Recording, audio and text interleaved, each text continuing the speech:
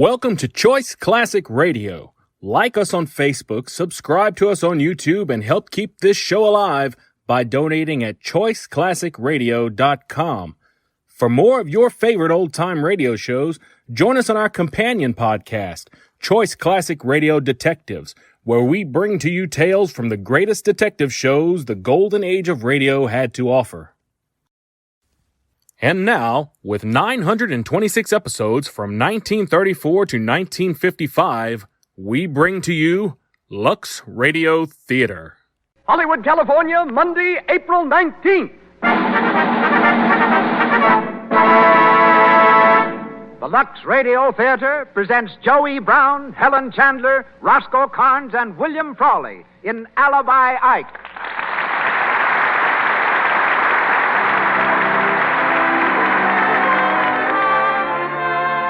Lux presents Hollywood. Our stars, Joey Brown, Helen Chandler, Roscoe Carnes, and William Frawley. Our guests, Mr. and Mrs. Babe Ruth, and Russell Patterson, one of America's most famous artists. Our producer, Hollywood's foremost citizen, Mr. Cecil B. DeMille. Our conductor, Louis Silvers. This hour of Hollywood stars and personalities comes to you direct from the Lux Radio Theater on Hollywood Boulevard, with good wishes from the makers of Lux Flakes. To everyone, a hearty welcome.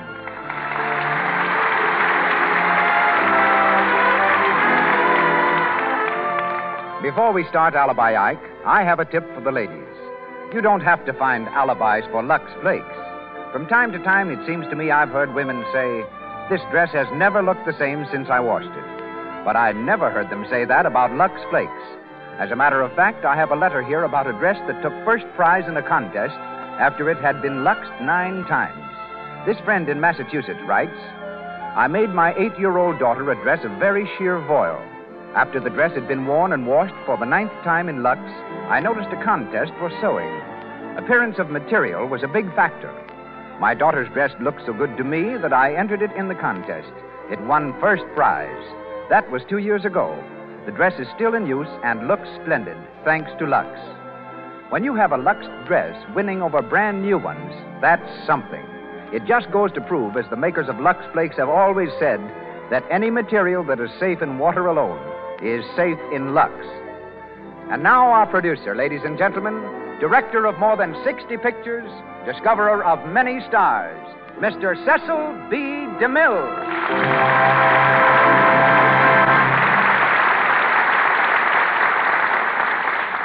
Greetings from Hollywood, ladies and gentlemen. Tomorrow afternoon, when thousands of baseball fans storm grandstands throughout the country, cheering the opening of the 1937 season, they'll be honoring, quite unconsciously, a boy from Cooperstown, New York. 98 years ago, the boy borrowed a few ideas from a game known as rounders, some from another pastime labeled one old cat, and adding a few of his own, gave the nation its most beloved sport, baseball. The boy was Abner Doubleday. Abner had his day, and it was a doubleheader. He not only threw out the first ball in the first baseball game, he aimed the first shot fired from Fort Sumter in the war between the states, in which he became a general. It's to Abner the schoolboy and the game he created that the Lux Radio Theater tonight pays tribute in presenting Joey Brown, Helen Chandler, Roscoe Carnes, and William Frawley in Alibi Ike. Our play is based on the Warner Brothers picture, which was based on the story by Ring Lardner, making a 2-base hit. Put Lardner's dialogue in the mouth of Joey Brown, and there it enjoys a range and scope I am sure no other actor could provide. Joe warmed a bench with the New York Yankees for about 4 years and comes to us tonight as Frank Alibi Ike Farrell. In the part of Dolly, making her 5th appearance before our microphone, is one of the most accomplished and lovely young ladies of the theater and screen, Miss Helen Chandler, applauded recently on Broadway in Pride and Prejudice and Lady Precious Stream. She played in London in Boy Meets Girl and is now starring in the same comedy on Hollywood's legitimate stage. With Joe from the original picture cast, we welcome Roscoe Carnes, to whom I gave his first important part, as Carey, and William Frawley as Cap Finley. And now, let's dust off the Lux Radio Theater's home plate. The players are walking onto the field. The batteries, Joey Brown, Helen Chandler, Roscoe Carnes, and William Frawley in Alibi Ike. Batter up. Play ball.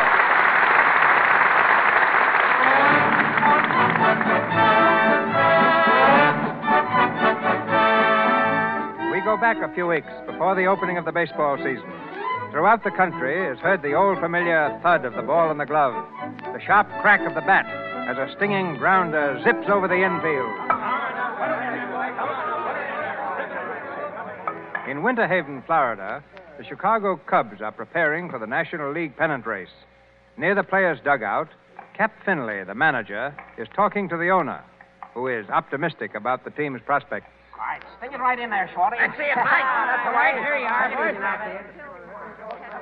If I can make a prophecy the first day of the season, Cap, I have a good hunch we're going to finish a lot stronger this year than last. Yeah, well, we couldn't finish much worse than 8th. You know? I have every confidence in you personally, Cap, and I've convinced the other stockholders to let you work it out your own way. Thanks, Tom. I wish you'd convince them not to sell Pennock. Well, you're sure to find a pretty likely pitcher among the 10 new rookies. Why, there's one boy alone, Farrell, struck out 20 men in one game last year. Sure.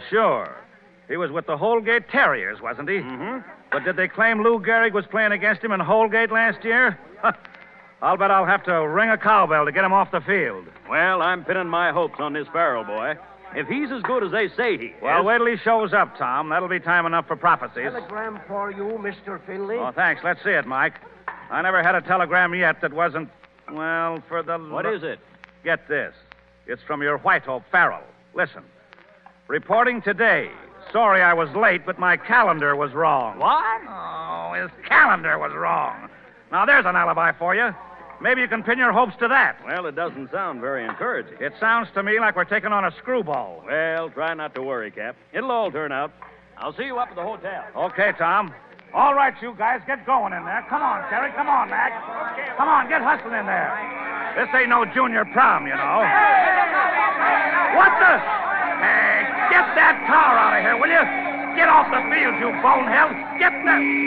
Hey! Hello, boys. Say, what are you trying to do? Murder somebody? Let me at him. Now, wait a minute, boys. Wait a minute, will you? I'll take care of this guy. Get back to work there, you fellas. Go on, now, all of you. Get back in there, I tell you. No hard feelings, boys. After all, I didn't hit nobody. Now, listen, you. Take that sardine can you're driving and get out of here before I kill you. Say, maybe you don't realize who I am. Oh, yes, I do. You're Ty Cobb, but you got your face lifted to fool the pitchers. Now, listen to me. This is a ball club, and you're on the field. Beat it. Wait a minute. Ain't no ball club without a pitcher, unless they've changed the rules this year. Well, they've changed them, but not enough to let you into the park unless you're on a leash. Now, get out of here. Hey, wait a minute. I'm on the team. My name is Farrell. Farrell? Sure. Frank X. Farrell. Well, why didn't you come in through the gate and give your name at the office? Well, I was afraid if I let on who I was, all the help would quit work and come out and watch me. That's what used to happen when I played with the Holgate Terriers. Oh, I see. Is that why you put on a disguise? Disguise? Hey, this ain't no disguise. This is my baseball suit. You don't say. Yep. Well, you ought to put a sign on it so folks would know. Hey, that's a good one, mister. Well, I'll be seeing you. Where are you going? I'm going out and slug a few. Never mind that. Come over here and loosen up your arm. Well, all right. You want me to loosen it? Gosh, it's as loose as goose grease right now. Hey, Carrie. Yeah? Handle a few for this guy, will you? Sure. Yeah, wait a minute. You better put a batter up there, too. Give me something to aim at. All right, Farrell. Toss up a couple. Sure. What'd you like to see first? My zipper or my clipper? Well, now, I don't know. Just suppose you just try your fadeaway speedball with a slow-up twist and a drop hook on the end. Sure. That's my special. Well, there she goes. Hey, easy on the speed, wise guy. What's the matter, catcher? Sting your hands? Hey, Farrell, your calendar is still wrong. This ain't July. I know it. It's hot in July. Well, your arm ain't going to be hot in July if you don't take it easy. I am taking it easy. I never open up the first few weeks. Boy, look at that wind-up. Boy, if you ain't open now. Say, how many games did you win last year? Only 28. Had malaria most of the season. Malaria, huh? Well, where can I send the rest of my pitchers to get it? Huh? Never mind. Okay, Kerry. All right, Cap. Come on over here, Farrell, and let's see you hit a few. Well, wait, I ain't warm yet. I could do this all day. Yeah, I know, but I'm just trying to save the catcher. Oh. Grab a bat there. Hey, Tex. Yeah? Whip up a couple here, will you? Sure. Go ahead, Farrell. Well, I never hit my best on Wednesdays. Now, don't you worry about that. I'll cancel all our Wednesday games. That's a good one, Cap. Just show us how you hit on the 4th of July when it comes in leap year. Sure. Okay, pitcher. Come on. Throw her in there and put something on that potato. Come in. Holy. Boy, what a clout. Over the fence, boss. Well, I told you I wasn't so good on Wednesdays. Yeah, it only cleared the fence by about 8 feet, that's all. Well, I twisted my ankle when I swung. Say, when I'm in form, I can clear that fence by 30 feet every time. And if I don't clear it, And if you don't clear it, then what? I'll knock a hole in it.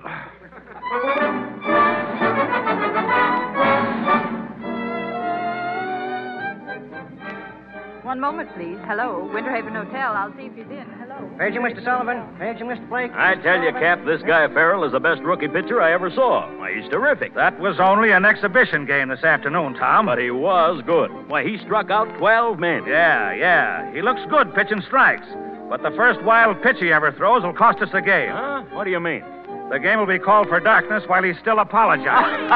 Hello, Cap. Are you ready to go, Cap? Yeah, sure. Tom, you know my wife. Of course. How are you, Hello. Mrs. Finley? Fine, thanks. And this is my sister-in-law, Dolly Stevens, Mr. Johnson. How do you do? How do you do? Well, if you folks will excuse me, Sure. We were just going to the movies. have a good time. See you in the morning, Cap. Okay. Something on his mind, Cap? No, we were just talking about Farrell. You see the game this afternoon? Oh, I did. And I can tell you right now the women are going to love him. He's awfully cute. Who? Why, Farrell, the rookie pitcher. Cute. Come on, let's go. Wait a minute. We've got to get someone for Dolly. Oh, okay. Who do you like, Dolly? Cap, you're as blind as an umpire. Can't you see she's crazy to meet Farrell? Crazy to meet... Well, she'd have to be. Now, but Bess, I didn't Go say that. on, Cap. Round him up. All right. The last I saw of him, he was heading for the billiard room with Mac and Carrie. I'll see if I can find him.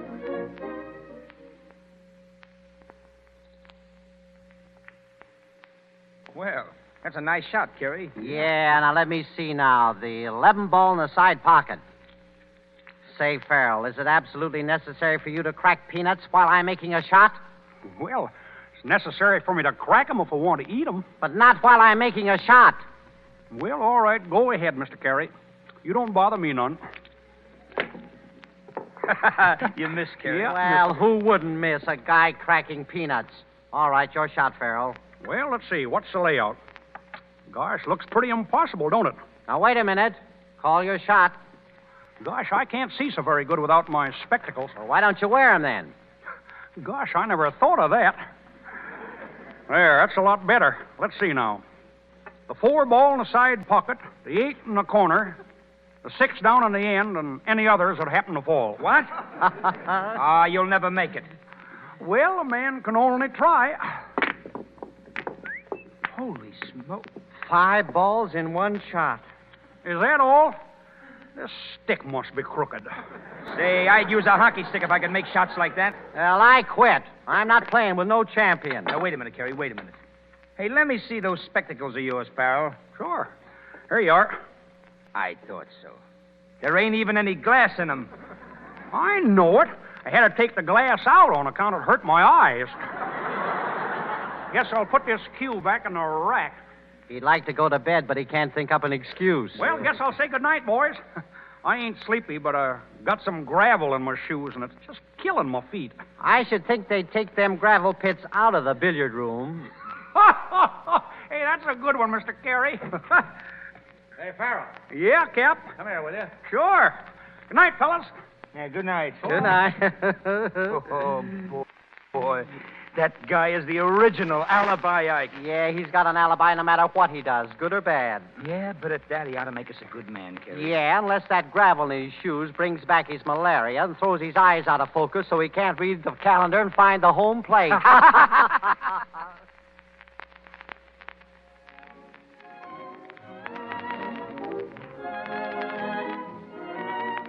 So we thought you'd like to come along with us, Farrell. It's a swell picture. Well, I'd like to, Cap, only... You ain't turning in yet. Who, me? No, no. But I ought to stay around the hotel in case there's a telegram. Why, you expecting one? No, not exactly. But there's a lots of times that comes when you ain't expecting them. Oh, here's the girls now. Oh, you all set, Cap? Oh, evening, Mr. Farrell. Good evening, Mrs. Finley. Come here, Dolly. I guess you recognize Farrell from seeing him play. This is my sister-in-law, Farrell, Dolly Stevens. Huh? How do you do, Mr. Farrell? Well, gosh, I mean, how do you do? I hope you've been telling Cap you can go to the show with us tonight. Well, sure No, I he can't come, Dolly. He's got to stick around for a telegram. Oh, yeah. But I guess it's no use anyway. You see, the office where that telegram might come from ain't open after 6 o'clock. Oh, I see. Come on, folks. The car's outside. Well, let's hop in and get going. I like riding in a rumble seat. Don't you, Mr. Farrell? Some people don't, but I do. Well, keeps you out in the fresh air. Ball players need a lot of fresh air, you know. Yeah. I saw you play this afternoon. You struck out 12 men. Oh, it was wonderful. I had an off day on account of my lumbago.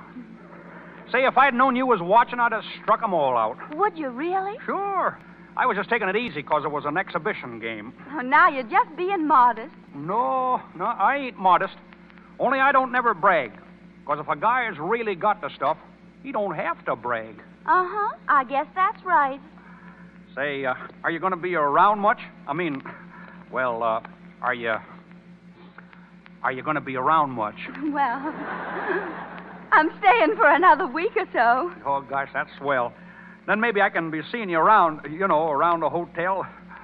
That is, if you're going to be around much. Well, yes, of course. Well, maybe we can sort of get together, go to a show or out for a walk. Oh, I just love to walk, Mr. Farrell, don't you? Well, they say it's awful good exercise. Paging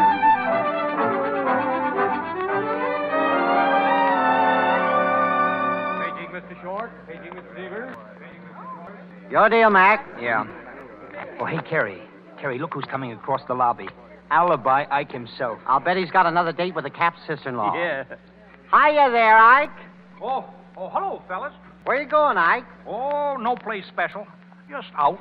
Well, it's raining cats and dogs, Ike. You'll get soaked. Oh, I don't mind that. Nothing like walking in the rain to keep your arm in shape. Well, how about Mac and I coming with you? Yeah. No, you better not.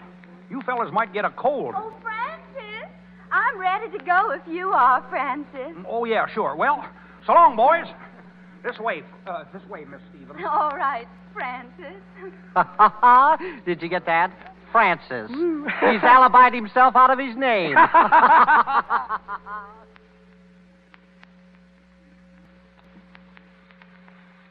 If you're getting wet, we can go back to the hotel, Francis.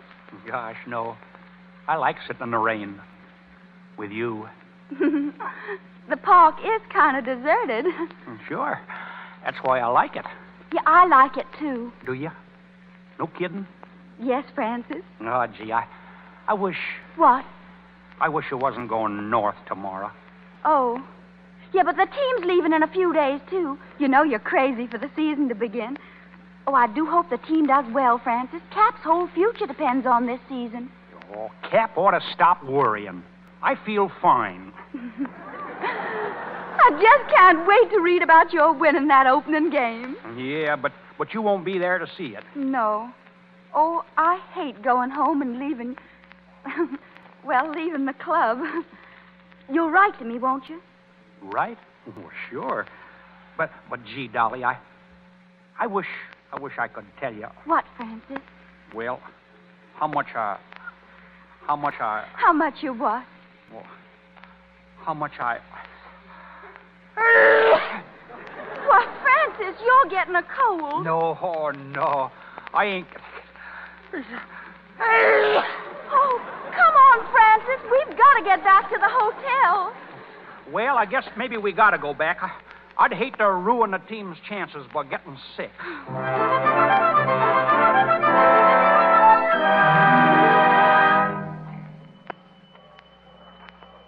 Well, Dolly, your train ought to be here pretty soon now. Yes, pretty soon. Of course, sometimes they're late, you know. Yeah, they don't always run on time, do they? No, you see, sometimes they get behind in their schedules. Oh, I see. And that's what makes them late. Yeah, that's one of the reasons. Gosh, Dolly, I wish this train wouldn't never come. Oh, do you really, Francis? Yeah. Oh, gee, Dolly. Oh, gosh, there it comes, and it's right on time. Oh, then I guess it isn't late. No, right on time, just like I said. Well, Well, Francis, I think there's something in my eye. Would you look? sure. Wait till I get my handkerchief. Which eye is it? Oh, you'll have to come closer, Francis, much closer. Francis. Well, Francis? I don't see nothing. Oh, well, never mind. I guess it's all right now. Say, I wish you'd keep my handkerchief, though. You might get something in the other eye. Yeah, but you might need it. No, not me. Say, when I see something coming, I always duck. Oh. And anyway, I'd kind of like to have you keep it, in case you need it. I'd love to keep it, Francis. Oh, gee, that's great. Well, I guess there's nothing more to say. no, I guess that's about... No, it ain't either. Oh, Francis. Dolly, I gotta tell you something. I hope you don't get mad or nothing, but... Yeah, go on, Francis, quickly. Dolly, listen. Listen, Dolly, because it's awful Oh, important. Francis, hurry. Dolly, I... Francis, I've got to go. No, I... Dolly! Oh, goodbye, Francis. No, I... Wait! Goodbye. Wait, Dolly, wait, Dolly, listen,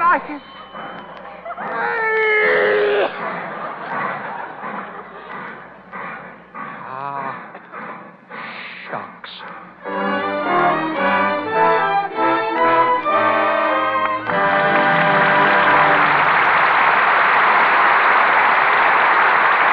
We will continue with Alibi Ike in just a moment. But first, I want to take you to a kitchen shower the girls are giving for Betty Ann, who is to be married on June 5th.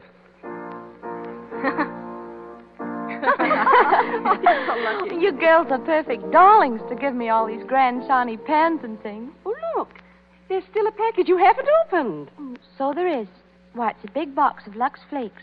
And here's a card. It says, "The most valuable thing I could give you. Ask me why." Signed, Helen. All right, Helen, tell us. When the girls told me about your shower, Betty, I said to myself, there's one thing this old married woman has found out, and I think it's something a bride should know. I'm all ears. Out with it. Well, you may not think it's not important now, but honestly, it makes a big difference how you wash your dishes. Oh. No, really, I mean it. There's just no romance in dishpan hands. Men may respect them, but they don't admire them.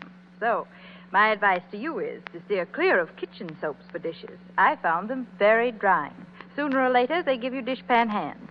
But you can bet your life Lux never will. Thanks a lot, darling. I'll stick to Lux. Remember, Lux has no harmful alkali, nothing to dry and roughen the skin, and it costs next to nothing, hardly 1 cent a day for all your dishes. And now, Mr. DeMille.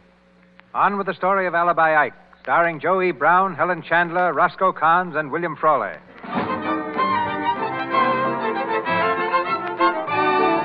It's 2 weeks later, the night before the big opening game. In his hotel room in Boston, Alibi Ike Farrell is sprawled face down across the bed, reading a letter. The letter is from Dolly Stevens, and Ike's expression is the essence of bliss as he reads softly. Dear Francis, I'm so thrilled I can hardly write. Bess tells me that Cap may let you pitch the opening game. How I wish I could be there to see you win. Gosh. Hiya, Ike. Hiya, boy. Oh, hello, fellas. Hiya, Carrie. Hiya, Mac. Say, what are you reading there, Ike? This? Oh, it's just a kind of a letter. A bill? No, it's not exactly a bill. It's a letter from a fella I used to go to school with. Thought you told us you never went to school. Yeah, but this wasn't no school. It was a college. Well, how could you have gone to college if you didn't go to school? I didn't. It was the other fella that went to college. I would have went, but there wasn't no college where I lived. No? Thought you said you lived in Kansas City. Well, I did, but we moved. Uh-huh. Where'd you move to? Nebraska. Well, they got colleges there, ain't they? Yeah, well, we didn't live right in Nebraska. Near there. Oh. Say, you get one of them letters every day. What does your friend write you so much about? Oh, he's telling me about a ball player, a friend of ours. Tells me what he does every day. Yeah? That looks like a girl's writing to me. Well, a girl did write it. You see, that's my friend's sister writing for him. Well, didn't they teach writing at this college where he went? Sure, but he got his hand cut off in a railroad wreck. Well, I should think he'd have learned to write with his left hand by this time. Well, it's his left hand that's cut off. And he was left-handed. Good night, boys. Yeah, good night. Paper! Cubs win opener. Harold pitches no-hit game. Here you are. Read all about it. Hey, y'all, paper! Farrell wins 14 straight games, paper! Here you are. What do you read, paper? Harold wins again. Cubs in second place. Harold wins again.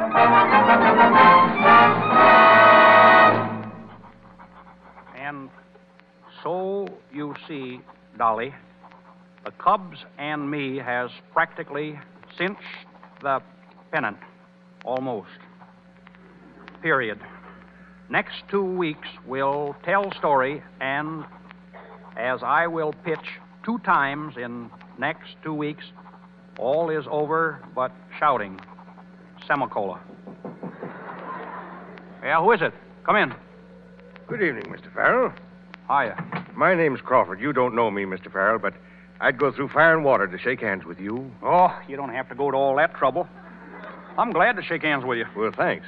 You're the best pitcher I ever saw. Well, maybe I ain't the best, but I won an awful lot of games this year. You sure have, boy. You're on your way to big money. Yeah, but... And you'll get it. You're a smart boy. Well, it ain't only that I'm smart, just that I got the stuff that fools these other fellas. You sure do. Yeah. I guess there isn't anybody a guy like you couldn't fool. Mr. Farrell, I'd like to ask a real favor of you. I'm president of the Young Men's High Ideals Club. I guess you've heard about it, haven't you? No. Well, not exactly. There's 1 or 2 of our boys, we caught them drinking and things like that. Drinking? Say they oughtn't to do that if they want to make good. Well, now, that's just what I was telling them. And what they need is an example, Mr. Farrell.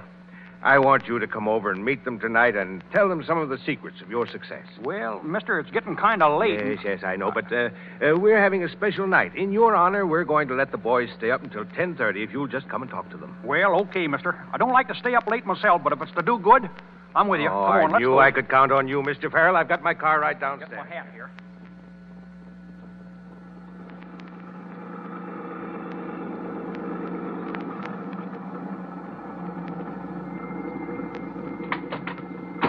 This is it, Mr. Farrell. Right up these steps. You mean this is a house where they're holding a convention? That's right. Gosh, it's kind of dark, ain't it? Right in here, Mr. Farrell.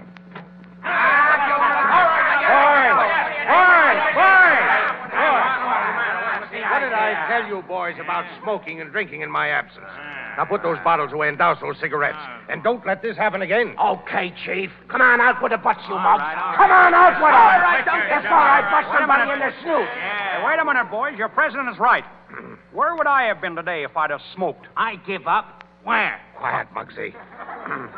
Boys, I had a little talk with Mr. Farrell on the way over, and he says his next 2 games are in the bag right now. That's right, fellas. I can't lose. Oh, no? I neglected to tell Mr. Farrell that continuous winning is against the principles of the Young Men's High Ideals Club. Oh, yeah. What do you mean, against the principles? Well, you see, Mr. Farrell, our motto is live and let live. Now, what we'd like you to do is ease up a little in your next 2 games. Let the other team get a few hits once in a while. Maybe even let them win, just for the sport of it. That's the idea, isn't it, boys? Certainly, that's the way. Wait a minute. That's what just a minute, boys. I know it couldn't be true, but this sounds like maybe you fellas was trying to bribe me or something. Bribe you? Oh, no. Of course, we might make you a little present, say $10,000 or $12,000. I see. Good night, boys. Now, Mr. Farrell. Now, wait a minute. Let me go. I'm wise to you fellas. You got me over here so as you could talk me into losing for you. You're nothing but a bunch of gamblers and cheats. Let me out of here. Grab him, Lefty. Come here, you. Wait a minute, out! Now, Farrell, we don't want to be nasty about this, and you're interested in health, aren't you? Well, sure I am. Think a man ought to keep his strength up, don't you? Yeah, Well, let me show you one of my strength secrets. Ow! Hey, let go! Let go my arm. Now, just imagine Jiminy. me doing that to your pitching arm, only finishing by breaking it off. Understand? Ow, ow! Let me go. I understood all the time. I just wanted to be sure you fellas wasn't kidding me. Good. That's all. Now, here it is. We want you to lose your next 2 games. There's 12 grand in it for you. How about it? Not on your... What? Well, sure. I know just what you mean. You better. And remember, Farrell, this is your last chance for an easy lesson. You lose the next 2 games you pitch or else. Understand? Or else.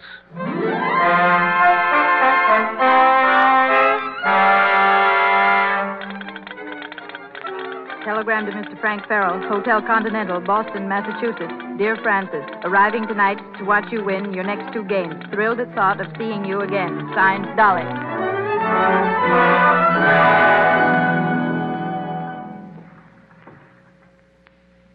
Oh, Francis, it's beautiful out here tonight. I love rowing. You do? Well, I'll let you handle the oars for a while if you want. Oh, no, I mean, well, just being out here on the lake with you. Yeah, sure is nice. I'm glad we didn't go to the show with Cap and Bess. So am I. We couldn't have seen the moon so good in here. Is that the only reason you didn't want to go? No. Gee, I wanted to be alone with you. I didn't want no other people around us. Do you mean it, Francis? Mean it? Gosh, I wish I could tell you how much I mean it. Dolly, I got something for you. Maybe that'll show you. Oh, you got something for me? Yep. Now, where is it? Let's see. Gosh, I had it right here in my vest pocket. Oh, Francis, what is it? Well, but first I want to ask you something. Yes, Francis. Dolly, do you like me well enough to be alone with me for a long time? Forever, Francis. You mean it? Of course I do. Sink or swim? Yes, Francis, dear. Sink or swim. Then look, Dolly. Oh, Francis, don't stand up in the boat. Francis! Oh, Francis, where are you? Help! Throw me a rope. I'm sinking. Francis, try standing up. Huh? Well, gosh, I can stand up. Gosh, it's only up to my knees. Are you all right? Sure, but I'm all wet. Look, Dolly, here's what I had to give you. It's an engagement ring. Oh, an engagement ring. Yeah. Oh, an engagement ring. Francis! Look out. Dolly, don't stand up in the... It's tipping over. Gosh. Gosh, now we're both all wet.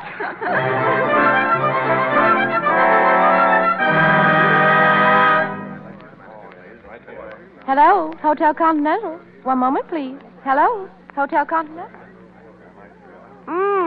So that's the sparkler. Well, it certainly is a peach, Dolly. Oh, Bess, I'm so thrilled. Where is Francis? Do you know? We're over in the card room with a couple of the boys. You going out tonight? Well, we were going to the theater if the boys will let him get away. Yeah, I'd better go and call them all. No, you ain't leaving yet, are you, Ike? Sorry, fellas, but I just got to. Well, where are you going? Oh, just to the theater, I guess. All by yourself? No, friend of mine's going with me. Well, what do you say if we go along? Yeah. Well, I ain't only got 2 tickets. We can get some more seats. They're all sold out. Well, the scalpers will have some. Sure. Yeah, but you don't want them. Show's rotten. Well, I'll buy your tickets from you if you don't want them. Nope. I wouldn't cheat you. Well, say, what are you going to do with your girl? Leave her here at the hotel? Girl? What girl? The girl you had supper with. Oh, her. Oh, Oh, gosh. She just happened to sit down at my table, that's all. Uh-huh. Is that why you gave her that ring, for sitting down? I give her the ring? Well, didn't you? No, I didn't exactly give it to her. I lent it to her. Oh, yeah? Well, I wouldn't lend no ring to no strange girl if I was you. Oh, guess she's all right. I'm kind of tired of the rock anyway. When a girl asks you for something, well, what are you going to do? Well, so long, boys. Now, wait a minute, Ike. I got a bet with Mac, and it's up to you to settle it. I bet that you and Dolly were engaged to be married. Huh? Oh, no. Not exactly engaged. Now, look here, Ike. This costs me real dough if I lose. Now, cut out the alibis and give it to us straight. Cap's wife told us you was roped. Well, I don't want it to cost you no money, Carrie. You win. Oh, you got a swell girl, Ike. Yeah, she's a peach. You're a lucky guy, Ike. Well, I guess she's okay. I don't know much about girls. Never seen none that I'd fall for. That is till you seen this one. Oh, well, she's okay. But I wasn't thinking about getting married yet a while. Say, who done the asking? Her? No, not exactly her, but sometimes a man don't know what he's getting into. You take a good-looking girl, and a man generally always does just about what she wants him to. Say, the girl isn't living that could lasso me. That is, unless I wanted to be lassoed. Oh, I don't know. When a fella gets to feeling sorry for one of them, it's all off. Well, so long, boys. So long. See you later, Ike. So long. What, Dolly? I didn't know you was waiting out here. No? Well, it happens that I was. And it also happens that I heard every word you said in that room. Dolly, oh gosh, listen. I didn't understand you were just feeling sorry for me. But you're right about one thing. It's all off. Here's your ring, Mr. Farrell. Oh, gee, Dolly, wait a minute, Dolly. I didn't mean it. Honest, I didn't. Dolly, you gotta listen to me. Let me explain. I don't ever want to speak to you again. I'm sick of your alibis. And I've no intention of spending my life with a man who apologizes for me every other word. Goodbye. Dolly, wait. You gotta... Wait a minute. You can't do this. You don't understand. It's all a mistake. Going up? Dolly. Gosh.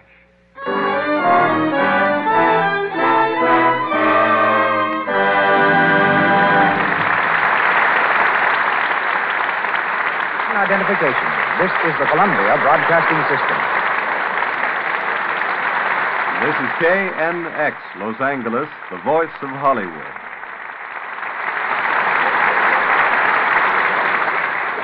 Alibi Ike will be back in the box pitching for the Lux Radio Theater again in just a moment. For that moment, we will talk with a real baseball player, considered by many the greatest of all time, Babe Ruth. You know him, of course, as the Home Run King, with 714 home runs in his crown. But when Babe started out with the Boston Red Sox in 1914, he was a pitcher. And to this day, he holds the record for pitching the greatest number of consecutive scoreless innings in a World Series. In 3 games, he pitched 29 innings without allowing 1 run. At this moment, Babe Ruth and his charming wife are listening in the trophy room of their home on Riverside Drive in New York City. They're going to speak to you from there. The Sultan of Swat and his lady, Mr. and Mrs. George Herman Babe Ruth. Thank you, Mr. DeMille. I would like to tell you that Mr. Ruth and myself are certainly enjoying the game you're umpiring out there in Hollywood. Joey Brown is pitching them right across the platter every time. And it's a great show from the stands there. At the end of the first inning, they made a point that certainly meant a lot to me.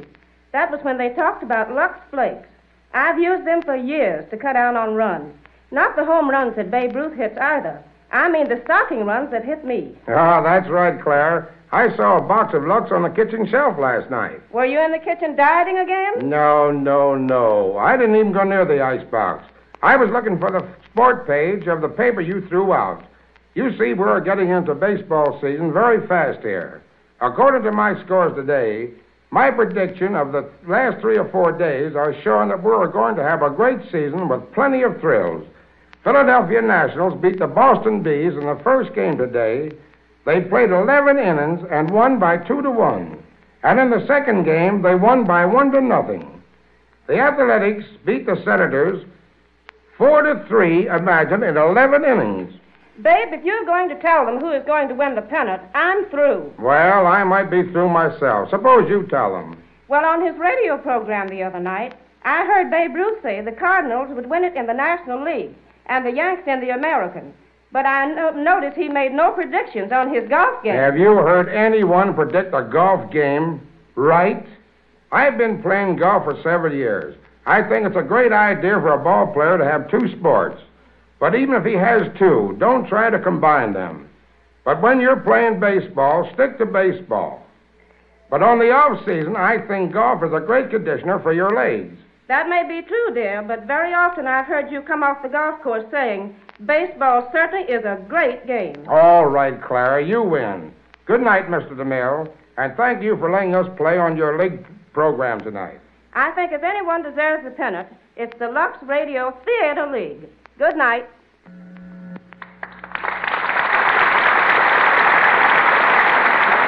Thank you, Mr. and Mrs. Babe Ruth.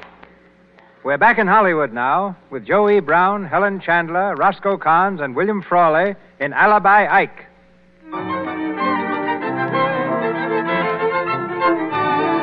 Sick at heart because Dolly broke their engagement, Farrell went out the next day and pitched a losing game. Pitched so badly it aroused suspicion in the minds of Cap and the owner of the club. They've gone to his room to question him. They find him slumped dejectedly in an armchair. Ike, we want to talk to you. Yeah?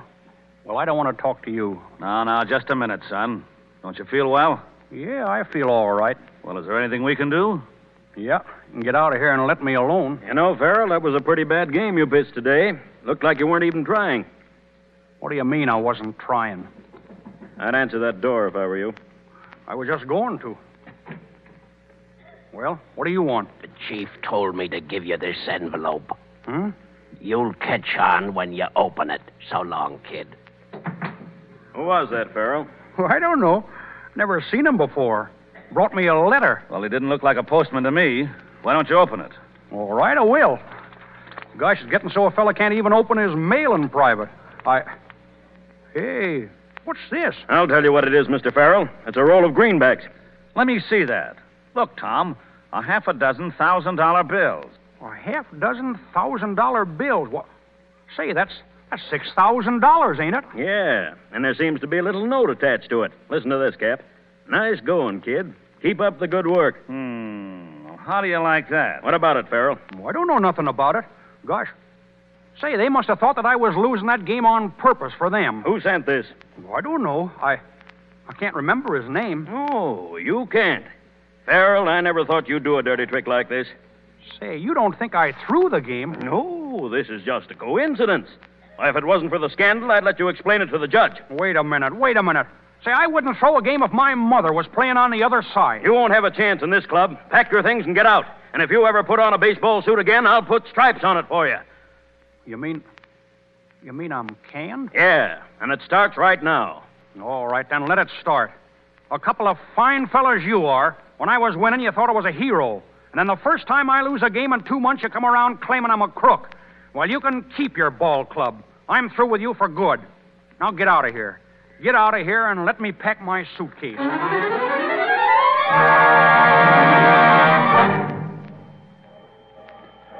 Fine fellows they are. I'll show them. Frank Farrell, wait. What? Frank, wait. Oh, hello, Mrs. Finley. Where do you think you're going? I'm going back to Holgate. That's where I'm going. Oh, no, you're not. No? I just spoke to Cap. I told him the real reason why you lost that game. Because you was worried sick about Dolly. They want you back, Farrell. Well, I ain't going. You got to come back, for Dolly's sake, if not your own. Dolly? Gosh, she don't care if I never come Yes, back. she does. Yeah? I spoke to her long distance last night. She's been almost frantic since she walked out on you. Well, gee, if you think that... I don't think. I know. But if you go off now, you'll be disgraced. And if I tell Dolly that your comeback depends on her, why, she'll be back tomorrow cheering for you. But do you think she'll really forgive me? Sure. If you'll promise to give up those alibis. Well, promise? Gee, I'd get right down on my knees now. Only I got such a bad case of Charlie horse. Never mind that. Come on back to the hotel. Cap and Mr. Johnson are there waiting for you. And we're sorry, son. Yeah. We should have known better than to think you'd throw a game. Oh, shucks, that's all right. It's all over as far as I'm concerned. But it isn't. Not yet. I want to get those crooks and get them right. Do you know where to find them? Sure I do. At their clubhouse. Okay. I want you to go and see them the day before your next game and tell them you're going to throw it. But you won't do it unless their man meets you with the money just before the game. Then we'll have a couple of federal men there and catch them red-handed, giving you the dough. Oh, boy, say, that's pretty slick. I'll be pitching next Thursday. I'll go and see him Wednesday night.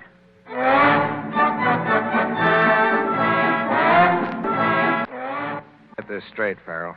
Just why do you want the money in advance? Well, I tell you, they're looking at me funny. I got to have that dough so I can get out fast if they do come after me. Are you trying to put the cross on us, Farrell? Say, ain't I done everything you told me to so far? Okay. We'll have the dough for you. Now scram. Sure. Well, good night, boys. Don't forget. Well, what do you think, Chief? He's pulling a fast one on us, but he's not going to get away with it. We got everything sunk on tomorrow's game. If Farrell wins, it means the pennant for the Cubs. Farrell isn't going to win, Lefty, because Farrell isn't going to pitch. Huh? You and Charlie are going to pay Mr. Farrell a little visit tonight, see? Don't mess him up if you can help it, but get him away from the hotel. You know what I mean, Lefty? Yeah. Maybe a little chloroform will help. Handle it any way you want, but get him out to the farm and see that he don't wake up until the game's on. Leave it to me, boss. When I get finished with him, he'll be lucky if he ever wakes up.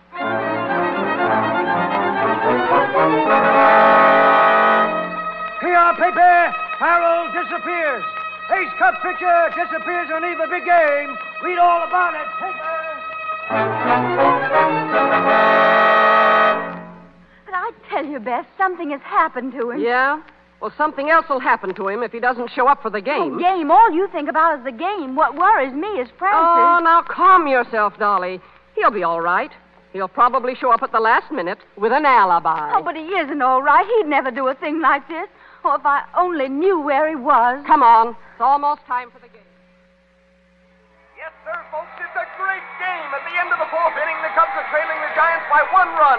Now it's a shame that Farrell isn't here to pitch tonight. Turn that there off, seems Charlie. to be no Sure. information as to it. I think the sap is waking up. Oh. Hiya, Farrell. Huh? Hey. Take it easy, boy. Lay down there. Hey, what is this? Just a little game we got up, Frank, and you're it. Where am I? Why, this is the health farm, Sonny. We brought you out here for your health. My health. Say, quit kidding me. I got to get to the ballpark. Boy, you're so far from the ballpark, you'll do well to get there by next season. Oh, I will I? Get in, Charlie. Come here, you. Put it right now. Sit down. There. That's better. Now, Farrell, if you're a good boy, you can go home, just like you come here. All in one piece. You get it? Yeah, okay, boys. I guess you win. Now you're showing sense. Have a drink? Me? Say, I wouldn't touch that stuff. Well, maybe I will have one, thanks. Say when, Farrell. I'll pour it myself if you don't mind. Sure. Here. Thanks. Gosh, the bottle's almost empty. Pretty color when you hold it up to the light, ain't it? I don't pay much attention to the outside of the bottle. Look at there. It's all greenish. Boy, sure is pretty. Huh? Let me see it. Sure. Take a good look, mister. Hey, you! Kill you for this! You can't get away with that! Gonna keep me in there, are you? Gonna make us lose the game, huh? I'll show you, you jerk. Give it to him, Charlie! Here, go!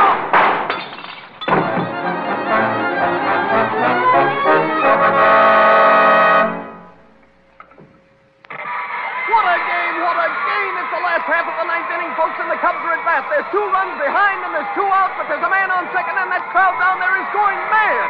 It looks as if the Cubs are licked, but you never can tell. Right, 2! Well, it looks like the finish, Perry. Yeah, here goes the pennant, Cap. Wait till I find that guy Farrell. I'll kill him. So help me, I'll murder him with my bare hands. Ball 3! Oh, 3 and 2 on Mac with a pitcher coming up. I'll have to put in a pinch hitter if I get the chance. Hey, Cap! Cap! Look! Who is that? Holy... Why, it's Farrell. Hiya, Cap! Hiya, Gary! Come Hiya, here. fellas! Come here, you. Where have you been? Don't ask me now. Just give me a bat, that's all. Give me a bat. All 4! Take the base! That's what's up to me, Cap. Hey, somebody give me a bat. Wait a minute, Farrell. Listen to me. Are you on the level? Do you want to win this game? Do I want to win it, guys? Let go of me. All right, but remember this. You've got to get a hit. 2 runs will tie the score, and there's 2 men on. I know it. If you strike out or pop a fly, I'll murder you. Oh, listen, Cap, I'll sock that pill so hard, it'll rip the horsehide off of it. Let me out of there. Hand her up. Hand her up. That's me, Ump. Farrell, pinch hitting for Rossi. Farrell, batting in place of Rossi. Farrell, batting in place of Rossi. Farrell, batting in place of Rossi. Thanks, folks. All right there, Mr. Eckhart. Just put her in there and duck. Strike 1. You're right, Umps. Looked all right to me, too. Get up to the plate. Okay. Gee, I hope you can put another one in the same place. My gosh, you did it. 2 strikes, huh? Hey, I better get down to business. Don't worry, Cap. Only takes 1 to smack it. Get in the batter's box. He hit it. Look at him go. 2 runs in. Cap, he ain't stopped at third. He's stretching it. He's stretching it into a homer. Come on. Slide, you young southpaw, slide. Safe. He stays. A homer. That gives us the game, Cap. And the pennant. Come here, Farrell. Hiya, boys. Hiya, Cap. Farrell, that was terrific. Oh, Hey, swell stick work, with my guys. hand. Oh, shucks, that was easy. I didn't even knock it over the fence. Cap, we did it, Tom. We did it. I'll say you did it. And listen, we got that crook, Crawford. We traced the money to him and nabbed him a few minutes ago. Nice work, Mr. Johnson. I'll help you get the rest of them myself. Oh, Francis. Dolly.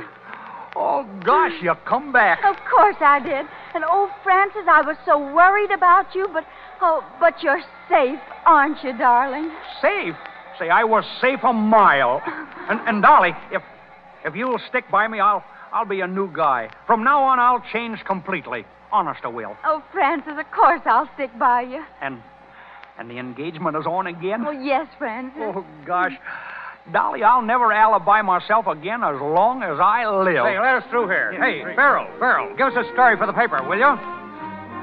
Boy, sure. What do you want to know, boys? Well, I want to know why you let 2 strikes go by without moving your bat. Why? Say, how'd you like to be hitting when you got a big cinder in your eye?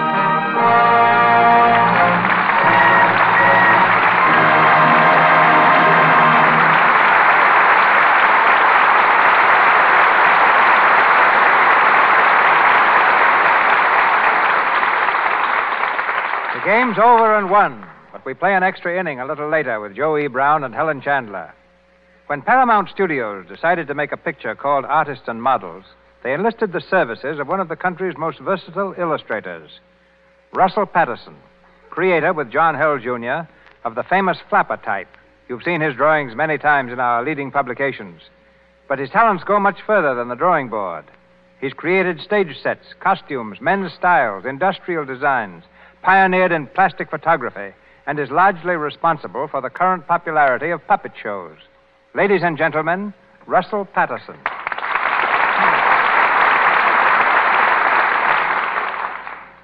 Thank you, Mr. DeMille, but I'm only one of the several illustrators who'll be working in artists and models.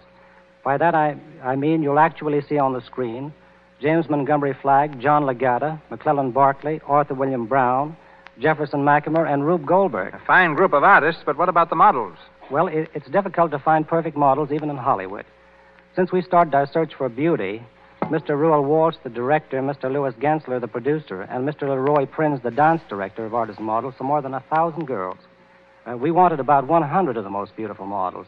You'd be surprised at the small number in this group who met our requirements. And what are the requirements? Well, I would say 4 in number. Grace, the ability to wear clothes, figure, and, of course, the beauty of the face. Why it's so hard to pick outstanding girls today is because most of them are standard types. They all want to look alike, and we look for individual types. Beauty, like everything else, seems to run in cycles. After the war, there was the collegiate, and then the flapper types. The platinum blondes, the redheads, and last year, the brunettes had their day. And this year?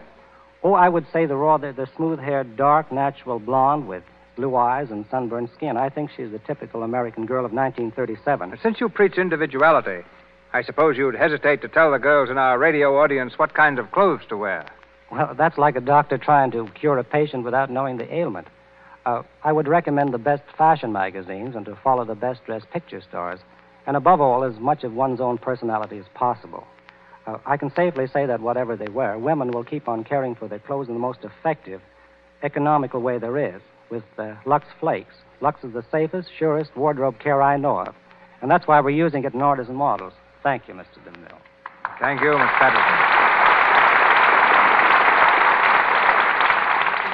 In just a few minutes, Joe E. Brown boards a plane and flies from Hollywood to Chicago. But we still have time to bring back Joe and Helen Chandler to answer their curtain call. All right, Helen. And remember, Joe, no alibis.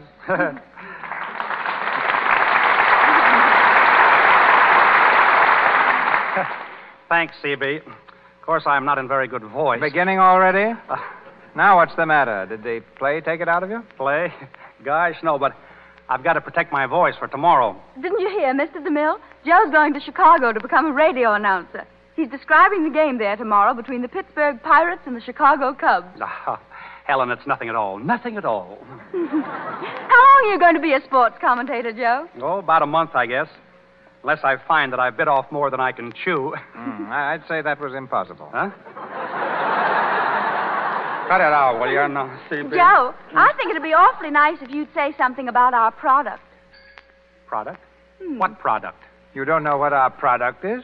Well, it seems that I do kind of recollect hearing tell of it. Yes, of course you do. Why, everybody uses it for keeping clothes nice. You know, and washing dishes. Clothes? Washing dishes? You know, Joe.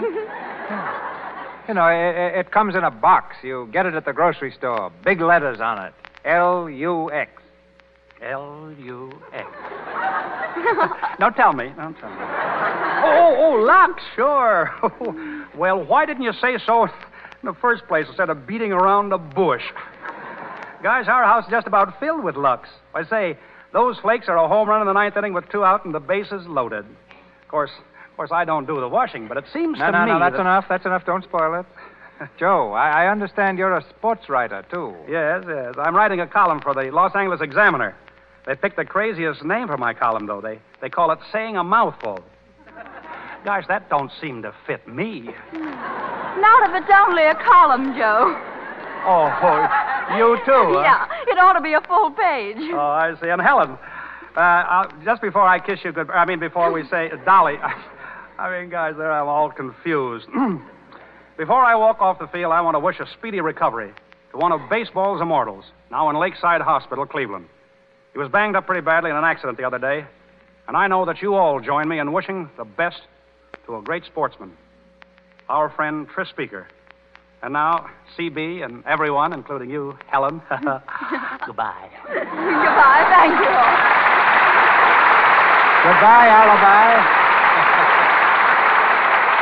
Mr. Brown, Miss Chandler, our thanks.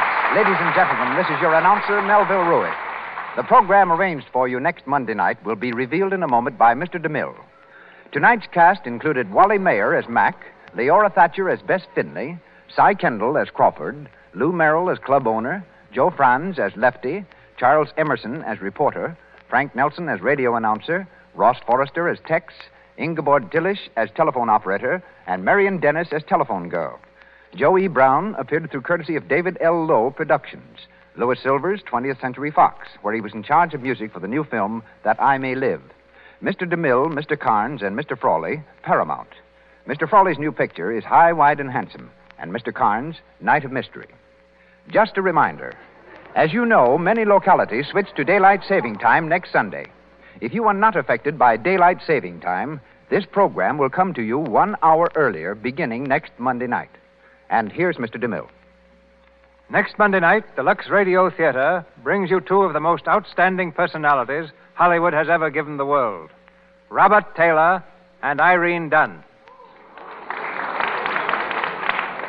Our play, Magnificent Obsession, based on Universal's picture from the celebrated novel by Dr. Lloyd C. Douglas, one of the most inspired stories of our day. Our radio version will find both stars resuming the same roles they filled with such distinction on the screen. Miss Dunn as Helen Hudson, Mr. Taylor as Bob Merrick. Our sponsors, the makers of Lux Flakes, join me in inviting you to be with us again next Monday night when the Lux Radio Theater presents Robert Taylor and Irene Dunn in Magnificent Obsession. This is Cecil B. DeMille saying good night to you From Hollywood, this is the Columbia Broadcasting System.